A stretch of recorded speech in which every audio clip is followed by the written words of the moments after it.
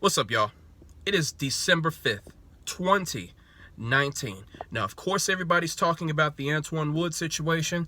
My opinion, cut him immediately. Because if you can't wait until the season is over to indulge in your practices, you gotta go. You gotta go. That means you're not locked all the way in. You're not focused. You don't care. If you can't wait until the regular season or just the season in general is over to indulge, you gotta go. That means you're not locked in, you're not focused, you're not disciplined. And of course, you're gonna have people coming over, the pro-weed contingency people coming over. Listen, weed is illegal in the NFL. It's illegal in the state of Texas. Okay? If it's illegal, and you know it's illegal, why go against that and put your job and your moneymaker in jeopardy? Why would you do that? That makes no sense. That makes no rational sense. And people like to say, well, we do it for our aches and pains and to help recovery. Okay.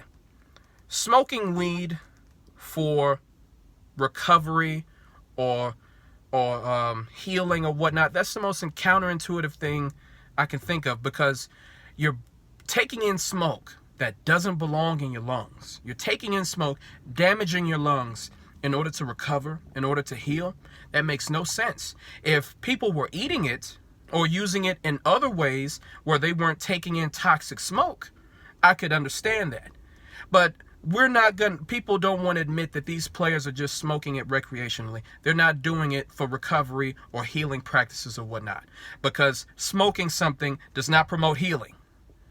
You're taking in something that's damaging your lungs. That's not healing. That's not recovery. But I digress. I'm not going to get into the whole Antwaun Woods thing anymore. Just cut him. Cut our losses. He's done. You guys, I am not confident about tonight's game. I'm really not. The defense has just been completely underwhelming this entire season, and I put all of that on Kris. Yes, I do. You got some people saying it's Rod Marinelli's fault because it's his scheme. Now, I'm not a particular fan of the Tampa 2 defensive scheme. I'm not. But I will say this. Rod Marinelli's unit, the defensive line, has been greatly outperforming the secondary, which is Kris Richard's unit. Kris Richard he's the passing game coordinator. He's a secondary coach, and he calls most of the plays. He is the problem. The secondary is 26th in takeaways. That's a Kris Richard problem. He's the problem. Now, of course, you got people saying, oh, yeah, well, Rod Marinelli's unit, he outperforms his unit because there's more talent. Now, yeah, there's more talent. But at the same time, Rod Marinelli was turning no-name guys off the street into 6-sack guys. David Irving, Tyrone Crawford. There was another guy, I forget his name. He used to play for us. He was a no-name. And then he got here, he was recording 6-7 sacks. Rod Marinelli was instrumental in D-Law's rise. He is instrumental in revitalizing Robert Quinn. Because Robert Quinn had what?